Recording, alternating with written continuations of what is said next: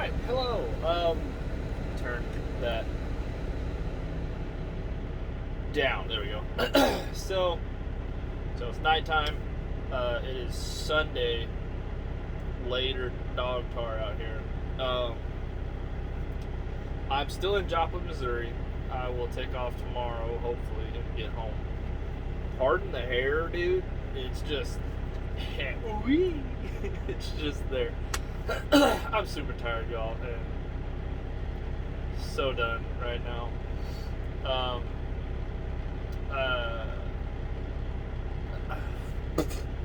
Anyways,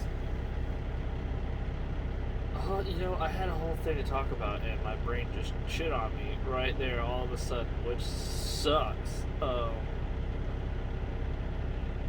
was gonna say something.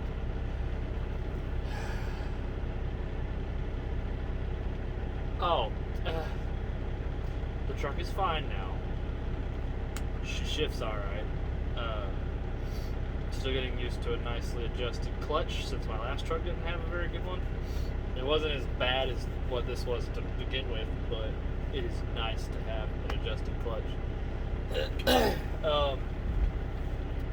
I'm hoping, because it's about 8 hours back to the house, that I'll make it. I mean, obviously I'll make it home. It'll just take me a while.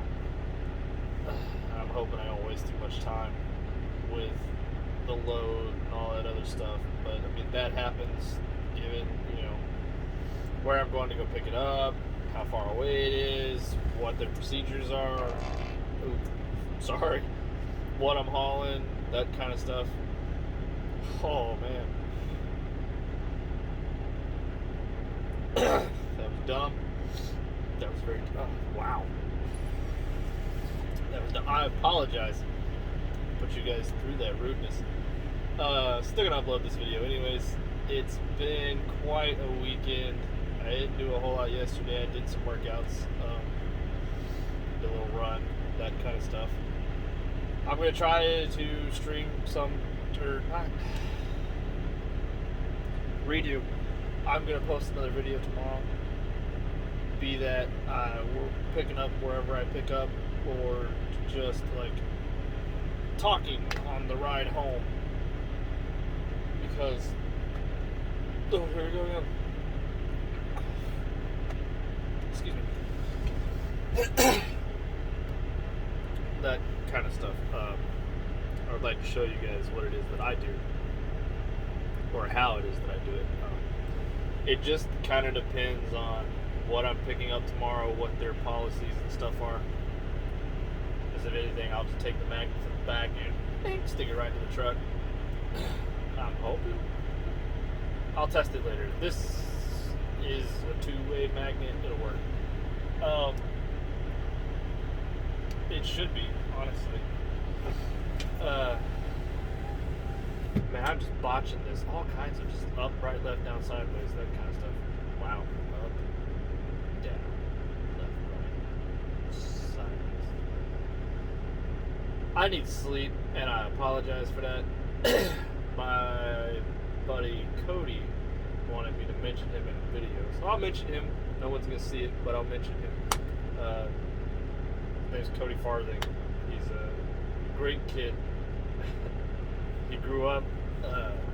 I've known him since he's a wee knocker, and he used to jump off of the back of my dad and grandpa's little 4-door International truck, had a big flatbed, probably about 5 foot off, 4 or 5 foot off the ground.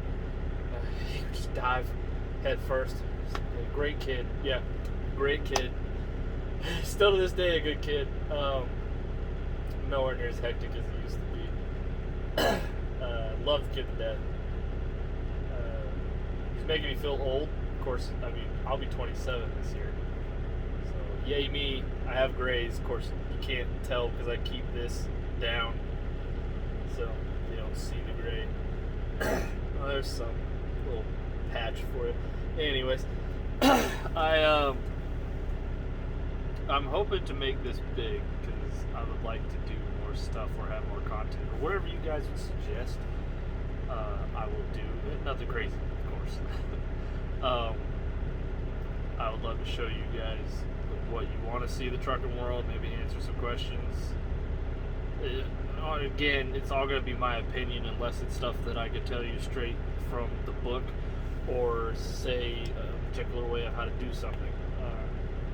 Every trucker in the flatbed world that I've met, there's a general purpose way of doing things, and then there's your way of doing things.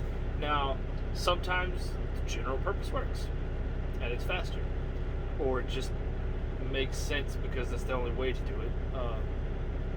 You can try to finagle some things here and there, but I mean, in the end, it all depends on how you want your load to look, how you want your tarp to look, that kind of stuff. Because if you don't do your tarp right, you're going to end up looking like a fishtail flapping down the wind. I'm not going to name company names, but there are some out there, particularly white and black ones. Yeah, that's a fun company to work around. They got great drivers. I just think their training program might need to be a little ramped up around some things. Of course, everybody has their own tarps. I've noticed, like, we don't have particularly coil tarps, and they make a coil tarp that actually sits around the coil and cinches down to it. Makes it look nice and pretty. Whereas ours, because we do all kinds of stuff with them, our lumber tarps are 8-foot wings, which means I've got 8-foot side drops on top of the main centerpiece, and it's got, I think, an 8-foot flap in the front that goes over, and you can pull it, tuck it, and make it nice and pretty. It makes a big square rectangle. They're quite long. I can cover the whole deck with these, depending on like what kind of load that I have. I mean, less load, of course, in the arcs or something. Given with back to the coil situation, because a lot of companies, or at least our primary companies, move into what we call skidded coils or palletized coils. They're eye to the sky. Some of them can be super tall, and we have steel tarps, which are great. And if they're short enough, you can throw a steel tarp on it. It's not so bad. So they're lighter. They're easier to mess with. I think it's got 6-foot wings on it. And you can kind of get away with them if they're tall, if they're skinny, because you can pull the top and use the top down too. But getting back to what I said, with the coils, the difference between the stand and the suicide coils and shotgun coils. So I'll explain the difference. So, say my deck is running this way. This being the deck, the direction of travel is that way. So a suicide coil will be round this way on the deck, so it'll be sitting like this, eyes facing either side, so you can throw a chain through. A shotgun coil is the opposite of that. Just here again, the deck, just turn it, which now poses the problem where your eyelets of the coils themselves are facing, the back of the trailer and the cab of the truck, and then you got to get into what's called an A-chain, and that's kind of a pain. You got to see it. I can't really explain it to you. I don't know how. In my head, I know how it works. I can get up there and chuck one up in about 15-20 minutes, and then of course you got to figure out where you're going to put your edge protectors.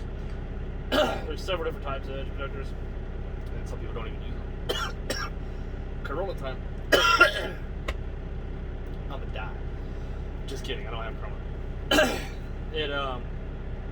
There's rubber, foam, plastic, metal, what have you. It just depends on what you're hauling, what the customer wants, that kind of stuff. There's a lot of stuff that goes into more detail there. It's not the worst thing ever, but then again, that's a whole other story. If you guys want to know that kind of stuff and you want to ask, I'll teach a way. Maybe you learn something, or maybe you got another way of doing it you teach me, because I don't do a lot of shotgun coils.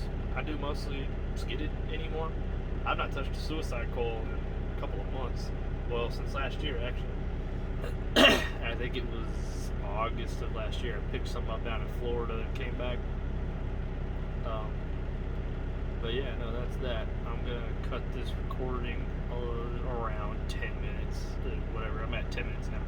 So you guys have a good time, a good night, be safe out there, and let me know in the comments below if anyone happens to watch this and is curious.